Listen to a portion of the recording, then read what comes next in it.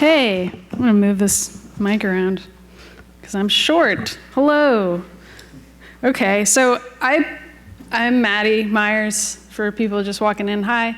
And I pitched this talk 6 months ago, and a lot of stuff has happened since then. And now the title of my talk is funny in a way that I never intended, because if you don't pay any attention to the internet, then you may not know that some games journalists have been accused of being cliquish with developers recently. And sometimes journalists, even before now, have been accused of only writing about games that their friends make. And I think the truth is a lot more boring and less salacious than what it would seem. And the real truth is that you can't actually hack games journalism, which is why that title is so funny to me. You can literally hack a games journalism website and post positive press about yourself. That's the supervillain approach, I'll call it. Not necessarily something I recommend, and also something that hopefully another talk can delve into, because I have no idea how to do that. So anyway, moving on. I would say that although people perceive this sort of glamorous cliquishness, the reality is that a lot of indie developers don't know any journalists at all. And when they meet journalists, sometimes they get really scared. And I know that because I am a games journalist, and sometimes I meet indie developers, and as soon as they hear I'm a journalist, they're like, whoa, whoa, whoa, don't write anything down. And I'm like, I'm not, though. And they're like, my game's not ready. And I'm like, great. And they're like, I don't even want to tell you the name of my game because I'm so terrified of you. Fine. I guess I just want to let you know that journalists are people too, and also that it's okay to just be friendly to them, and we're going to be really understanding if your game's not ready. And instead of being scared, those are the kinds of normal human relationships that you're going to want to start building if you do happen to meet me or any other journalist. And the thing is that most journalists don't know any indie devs either, because a lot of journalists live in random places. They freelance, they review games, they get them through email, and they don't necessarily go to conferences. I'm sort of unusual in that I go to a lot in the Boston area, but that's not necessarily true of everyone. So there are lots and lots and lots of games coming out all the time, and some of them have risen to the top. We probably all know the names of the most famous indie developers, the ones in Indie Game Movie, for example, or anybody who has thousands and thousands of followers on Twitter. And it's not really clear necessarily how those few got there, but they're there now, and they seem to be continuing to succeed. And it seems like all of the rest of you are just toiling in obscurity, and it's like, oh, how come these same people keep getting coverage? Nobody is looking at my game. How did they meet these people? So that's what I'm going to try to answer today. First off, I guess I would just say that charisma goes a long way. If you look at those super famous indie developers, they usually have personality and personability, and they don't see other game developers as the enemy, and they don't see games journalists as the enemy or the other side. They work as a team in the sense that they see each other as colleagues, even if they don't necessarily work together in a literal sense. So I'm going to talk a little bit more for the rest of the half hour about how you might go about doing that. Hopefully that's something you're interested in. If not, you can walk right out. I won't be insulted. Okay, so a little bit about how my job works. This is the stuff that you probably already think you know. Page views do matter. Advertisers care about how many page views we get. I have a quota. I've had a quota of page views that I've had to meet at pretty much every publication I've ever worked at. People don't click on stories about old games. That think piece about that cool old Nintendo thing that no one's heard of, no one clicks on that. Sorry, you all could start clicking on those stories, but you're not. You're clicking on stuff about topical games, and you're clicking on stuff about Halo. That is the truth, the sad truth. But sometimes those big deal indie games that we can all name in our heads get press as well, and they rise to the top. How do people figure out which indie games are going to get featured? Well, that's kind of what I'm going to answer today, or try to. If you are here because really what you want is to be the next Flappy Bird, then I'm sorry, that's not my area of expertise either. If you read studies, feel free to Google this when you get home. If you read studies about how virality works and why things like Flappy Bird can happen and why we've all seen the YouTube video of that one kid who went to the dentist and said, "Is this real life?" as opposed to any number of other hundreds of charming YouTube videos of children, why have we all seen that one? It's kind of random. It's really hard to predict what people will like and what will take off. So there is a huge luck component here. And I think even the most successful indie developers would admit that to you. They would say, I don't really know how this happened. Yes, I knew some people, maybe. Yes, I worked really hard. I'm very talented. But also, I was extremely lucky. You need all three. So I can't help you with the luck part. Sorry. All right, press releases. You are going to need to write these, but no one will read them, and you have to be at peace with that. I get 50 to 200 press releases a day, and I work for Paste Magazine, which is not an outlet that covers video games. We have a games section, but mostly we cover music and TV and movies. So the fact that I get that many means that the people at Joystick and IGN are getting hundreds and hundreds and hundreds a day. They're not reading them, but I keep them in my email forever. Google hasn't gotten angry at me about that yet. Maybe they will someday. But for now, I have them all. And when I find a game that I actually do want to write about, I do a search for if I got a press release about it. If I didn't, then I have to do more work and figure out how to contact the developer. But if I already have a press release, then ideally it has your contact information. If you have hired a PR person, which I assume no one here can afford, but maybe one of you can, so include that as well. They probably wrote that press release for you, very nice of them. Information on how I can get a review copy. Hopefully you offer those. If you can't afford to, then make that clear in the email. And an elevator pitch, I'll get into what I mean by that later, and a link to your website, which will hopefully include photos that press people can use in a review, so really high-res photos. That's really all that you need to be thinking about for this. So not that much stuff. I get so many extremely, extremely long press releases, and I really don't know why. Okay, so who do you send those press releases to?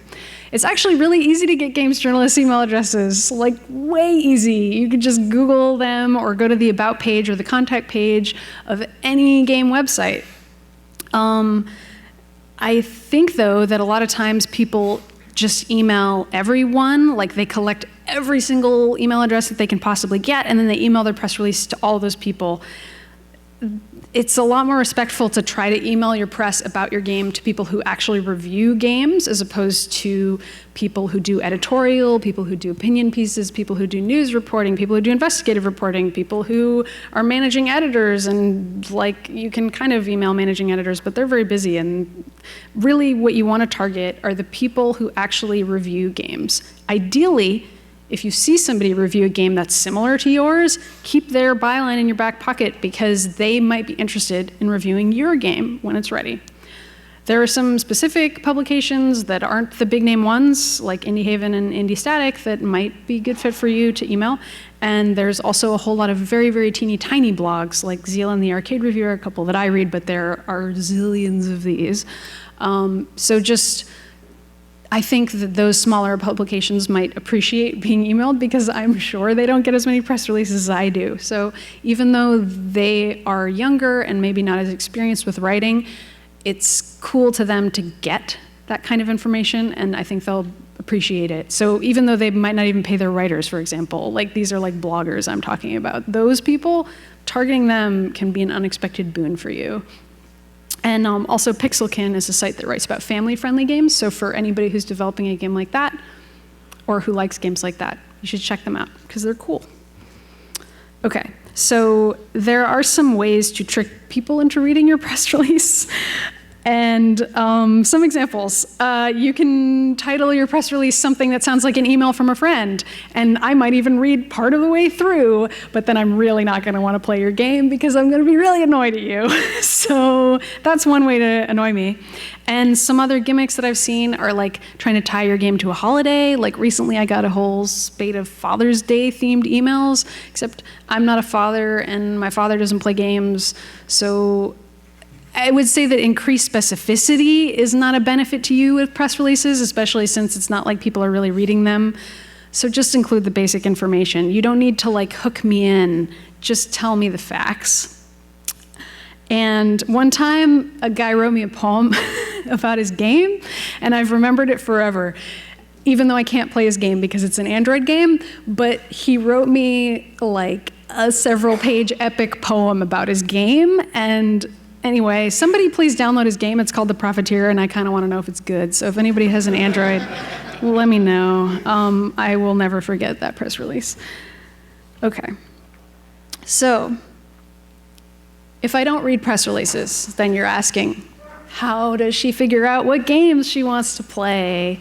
Well, the same way that you figure out what movies are good and what TV shows you like and what music you should be listening to. Word of mouth. Friends, social media. AAA people can afford to make their brands ever present in a way that you all will never be able to do. Like Halo or Destiny or whatever can afford a billboard. That's obviously not something anyone here can do.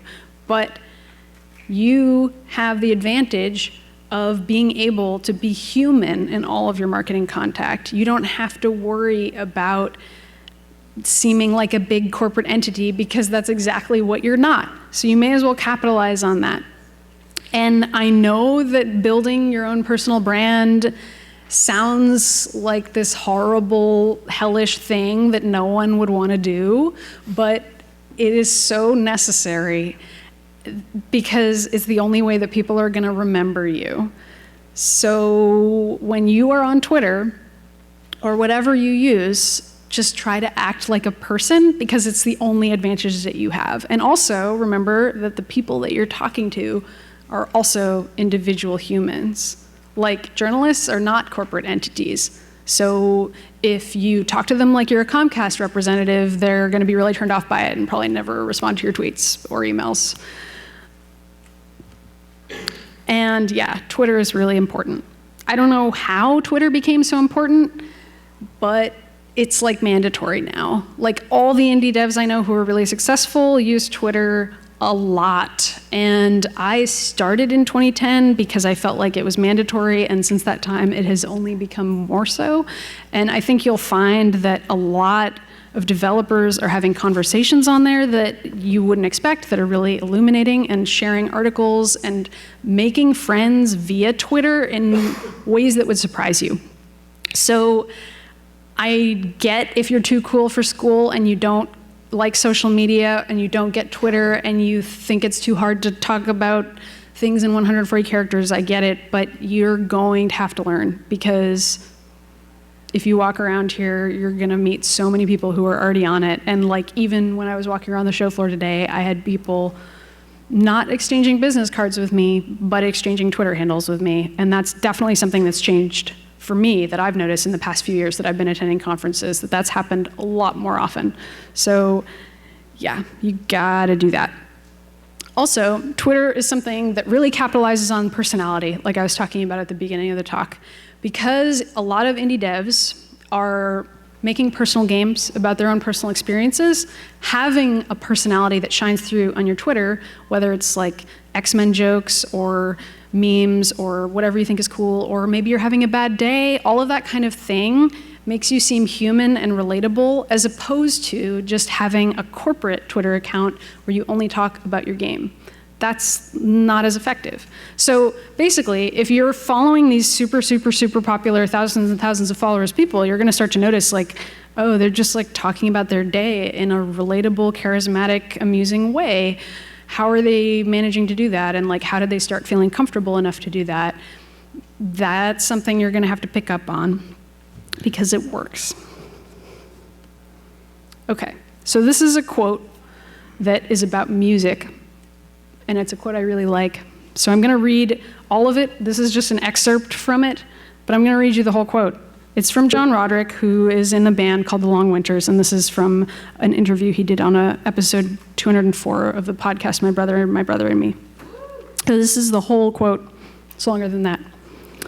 Anybody that makes it revises their origin story and takes out all the parts like, well, you know, my mom really helped me a lot, or my dad gave me $8,000, and it turns out that I knew a guy who knew a guy who knew a guy who got me on an elevator with a guy. None of that is very interesting. And people mistakenly feel like they want to erase that part of the story because it exposes the degree to which you need a leg up. It exposes their advantage, however small. You cannot go out and personally shake the hand of 30,000 people and count that every one of those people is going to hear and love your music. Even in the internet futureland that we're occupying now, the reason that you hear about bands is that they're part of a community of other musicians. You like one, and then you're drawn to see who their friends are and who they associate with. Most scenes are formed by bands that are initially unwelcome anywhere else. You form a collective of musicians who are struggling because you're living in a world where it's like, oh, I'm not invited into these other scenes. All I have are these jerks who are right around me. Every music scene starts out as an island of misfit toys, and most of the time, those other bands, maybe they don't sound like you. Maybe you're friends because you're just proximate, but then a scene comes out of it, and then other people look at it and say, actually, there is a connective tissue of sound between these acts, and that ends up being the next sound. So I think it's probably obvious why I'm sharing that, but let me spell it out a little bit just in case it's not.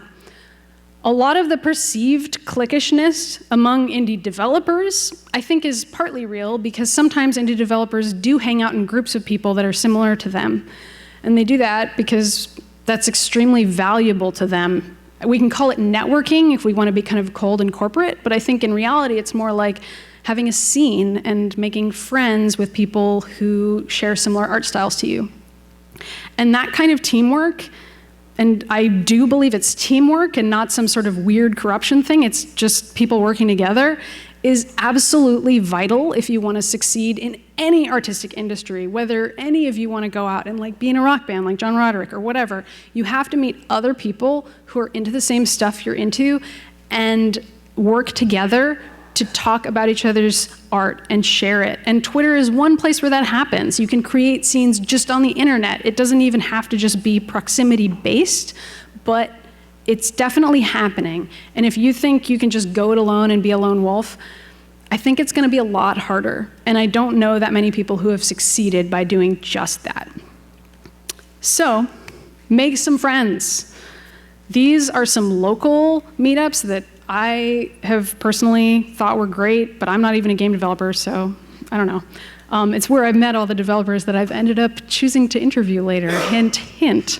So Boston Indies, WIG Boston stands for Women in Games Boston, Game Loop, Boston Postmortem, and the Indie Mega Booth at PAX, and then of course you're already at Boston Fig, so it's not on there because I assume you know what that one is. And if you're not from Boston, there's probably 1 or 2 or 3 or 4 or 5 meetups in your area, especially if you're in a metropolitan area, that are similar to these ones, because game developers are actually everywhere. They just have to be coaxed into bars. And also, I know that you might hate bars, and I completely feel your pain. I really hate bars too, and I don't even really like socializing that much. I mean, like, we all like video games, right? Like, we get it. It's awkward. But, you know, it's also a necessary thing because, like I said, when you're making art, finding people who can actually be honest with you about your process and their process and, like, comparing notes, that stuff is so important when you're making a game. Not even just like, oh, help me playtest. It's just business sense and helping be the honest friend that's necessary when you want feedback. That's going to be extremely vital, even not from a marketing standpoint. But they'll also help you with that. So just to reiterate before I drill down into some specific tweets, if you only tweet at me like, hey, I have a Kickstarter, or hey, here's my game, and I've never heard of you, I will ignore it because I don't know you. So this is part of what I mean when I say that you have to be human. Like, if you have a bunch of friends and they're all game developers and you put out your game, all your friends who are game developers are also going to start talking about your game for you, and you won't even have to ask them because they'll be your friends. And then that's going to start building buzz with their friends and their friends' friends. And then because I follow so many game developers, I'm going to see that buzz happening. So here's an example.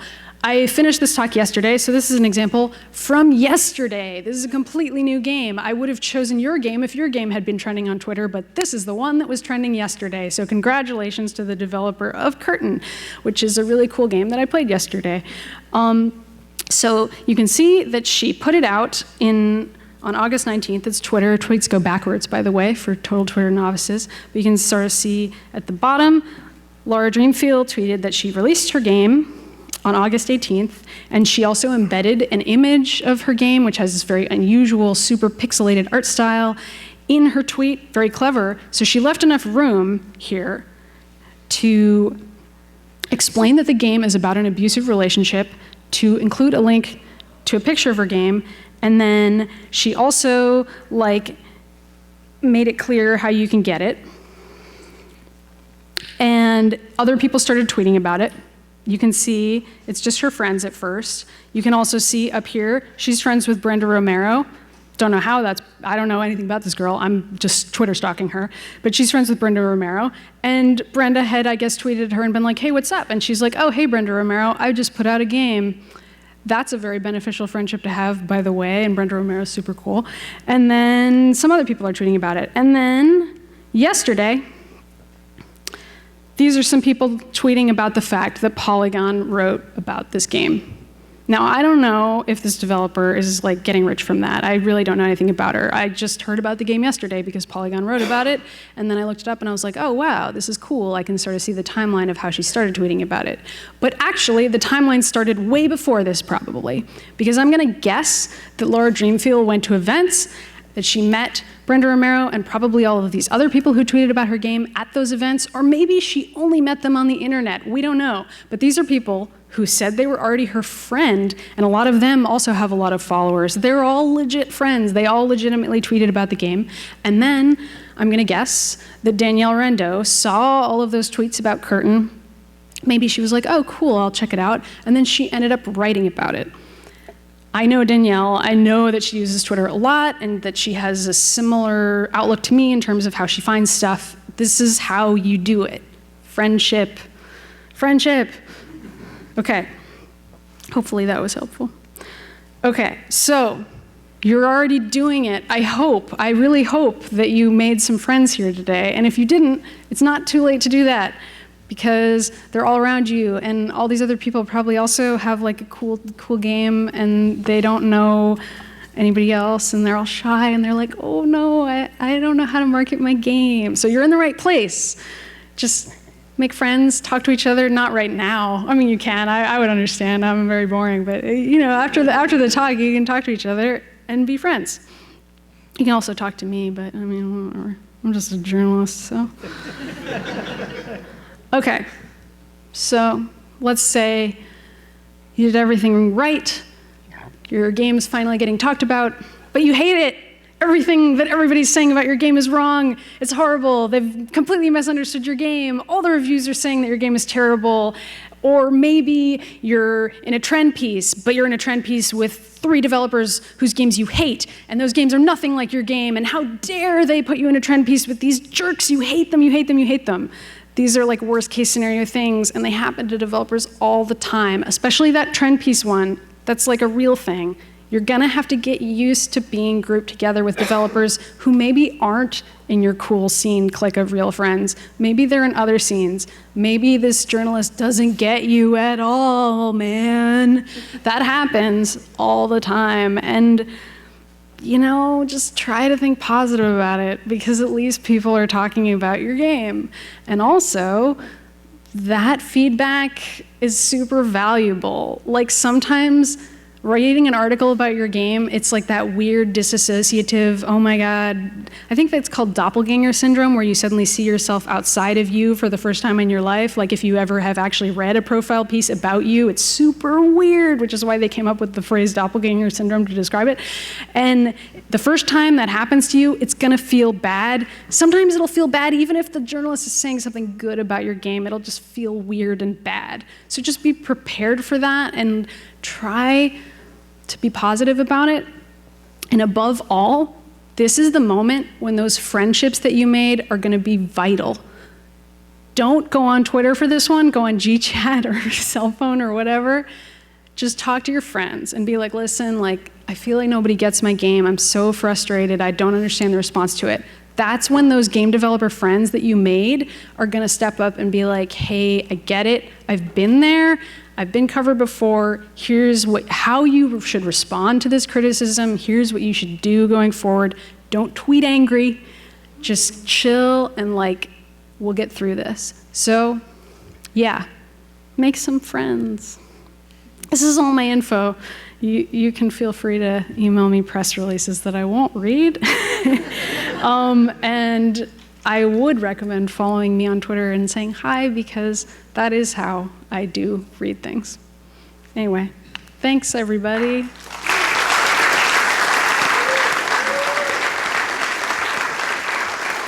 I think we have time for Q&A. I went a little bit longer than I planned. Yeah, so we have about 5, it's 3, but we have 5 minutes left. If anybody has any questions that they want to ask, let's line up at one of the 2 microphones in the aisles, and let's get the questions asked and answered.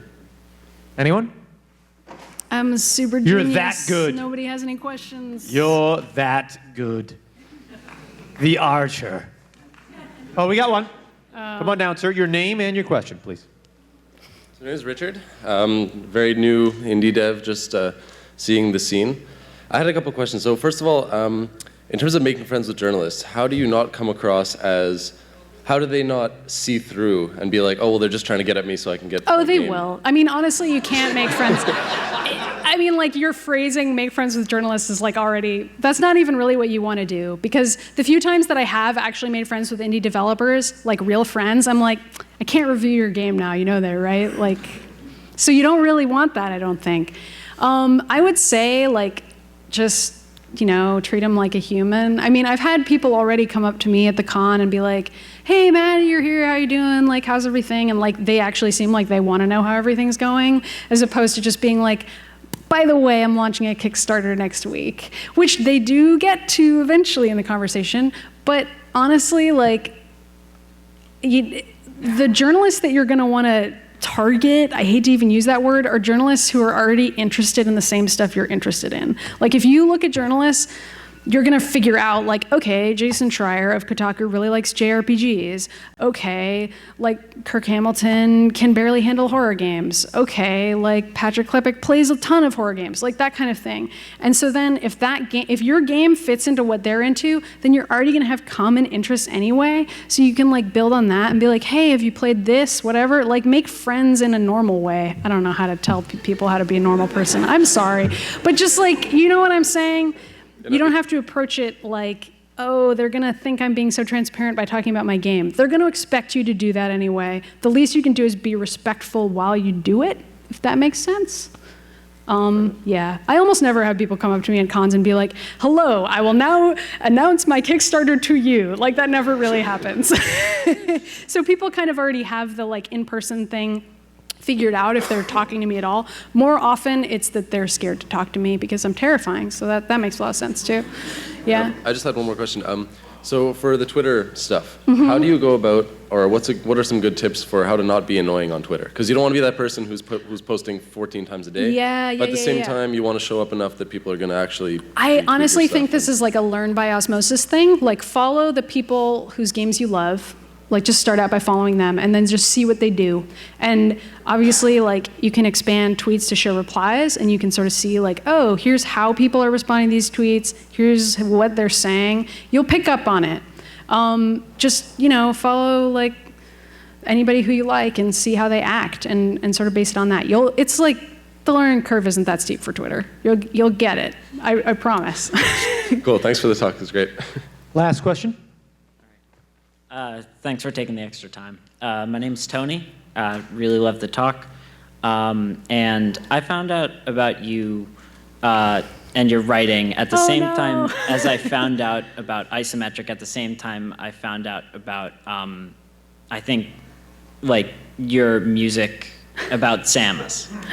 So it was this weird, and at the same time as I found out about Revolution 60 and Giant Space Cat. So it was this weird moment where everything came together, and I was wondering. You discovered a scene, if you will. Yeah, exactly. You were like, whoa, these people know each other? Yeah. And you seem to be on those fronts sort of fighting the same battles that devs are. So do you think that gives you empathy towards that? Is that sort of how you came up with some of this? I think so. I mean, like, Lee Alexander gave a talk at GDC this year where she was comparing, like, the indie freelance journalist experience to the indie game developer experience. I'm not sure if that's one of the free talks, but I mean, even just that one sentence, you already get it. Like, I am a contract worker. I have multiple part-time jobs that I juggle. One of them is being an independent musician, which is probably part of why John Roderick's thing resonated with me too. So, like, I very much get that, and like even trying to sell pieces as a journalist, which is not something that is important to all of you, but maybe is like very similar to trying to sell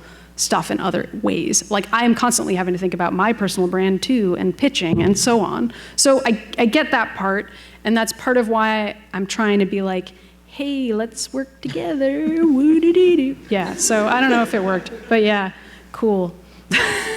Did you have a question, or were you just telling me that I'm awesome? Yeah. That's enough.